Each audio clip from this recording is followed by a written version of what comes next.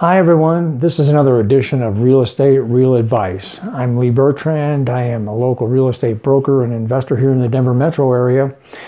You know, home appraisals during the real estate transaction process are another source of confusion for many buyers and sellers. So stick with me here and we'll talk about the appraisal process.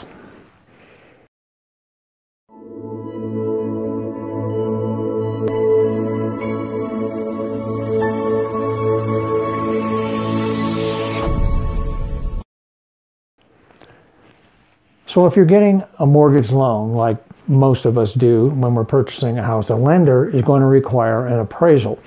And the lender typically sets up the appraisal and will do the best to select an appraiser that is familiar with your area and your neighborhood. Very important. And remember, the buyer typically is paying for the appraisal. The appraiser then is going to come to the home, normally accompanied by a listing agent. They're going to do things like measure the square footage. Sometimes public records aren't necessarily accurate in terms of square footage.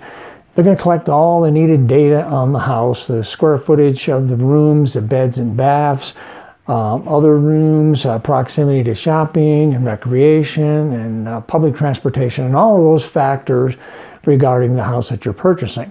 There'll be some judgmental things in there as well in terms of the finishes in the house, location desirability, and that's where the experience and knowledge of the appraiser really comes into being a factor.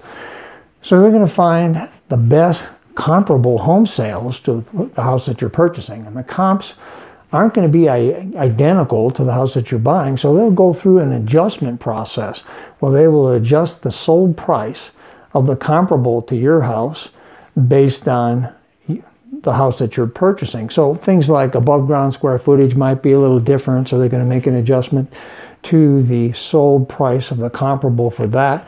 Maybe number of baths are different, maybe there's an extra garage stall, those type of things. They make adjustments to each of the comparables then there's some judgmental type things. If you have granite countertops and the comparable doesn't, things like that. So there's adjustments up and down to those comparable sold prices. So they analyze all of this data and then they provide an appraised value or an opinion of value. And hopefully the appraisal supports your purchase price. If it does come in lower than the purchase price, your options are you can terminate the contract, you can submit an appraisal objection to the seller and perhaps negotiate the price down.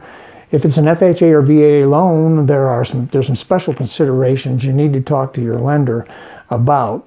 Or you can even make up the difference between the appraisal and your purchase price out of pocket. Not too desirable, depends on how much you want the house. So hopefully this gives you a quick explanation of the home appraisal process in real estate transactions. And if you have any questions, give me a call or send me an email at the contact information below, and we'll see you on the next edition of Real Estate Real Advice.